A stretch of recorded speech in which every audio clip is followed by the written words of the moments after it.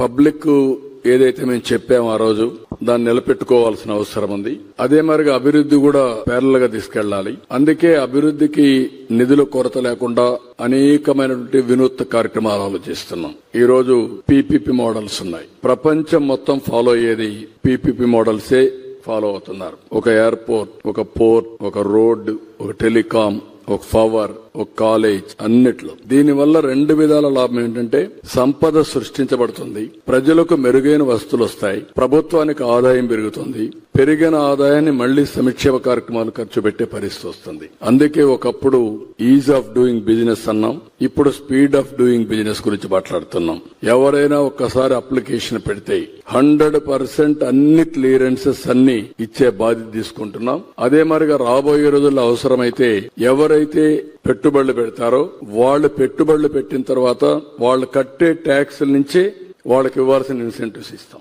ఆదాయం వస్తుంది, ఆదాయం నుంచి వాళ్ళకు మళ్లీ ఇస్తాం, కొంత ఆదాయం మనకు డబ్బులు మిగిలే పరిస్థితి వస్తుంది. ఇలాంటి వినూత్నమైన మోడల్స్ అన్ని మాస్టరైజ్ చేస్తున్నాం. నాకు ఏ మాత్రం అనుమానం లేదు, మీరే చూడబోతున్నారు. ఇవన్నీ చేస్తాం. ఇప్పుడు టెక్నాలజీ ఒక హ్యాండీగా తయారైంది. ఆ రోజు ఐటీ గురించి మాట్లాడేవాడిని, ఇప్పుడు ఐటీ గురించే కాకుండా ఏ ఆఫీసర్ ఏ విధంగా పనిచేశాడో టోటల్ గా డీటెయిల్స్ అని అప్డేట్ చేసే పరిస్థితి వచ్చింది. కాబట్టి బాగా పనిచేయించడం తప్ప ఎవరిని అవమానం ఇచ్చే పరిస్థితి ఉండదు. మీరు చెప్పినట్టు ఒకసారి కుండోలు గుర్తుపెట్టుకోవాల్సింది, నేను ఒక మాట అన్నాను, వీఆర్ ఆల్ ఇన్స్పైరింగ్ టైం అని. ఇన్స్పైరింగ్ టైం అంటే ఏంటి?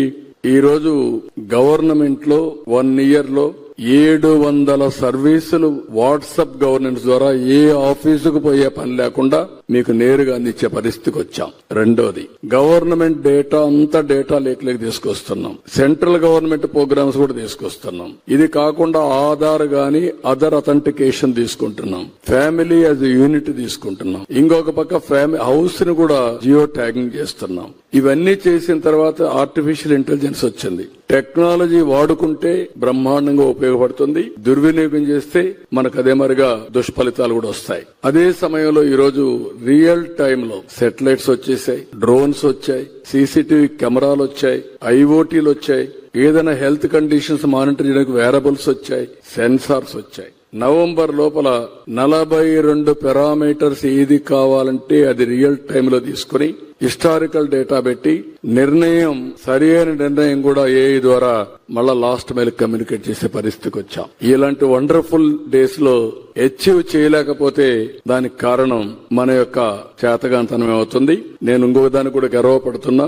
ప్రపంచంలో అన్ని దేశాలు మీరు చూస్తున్నారు, అన్ని దేశాల్లో ఏదో ఒకలాంటి సంక్షోభం వస్తా ఉంది.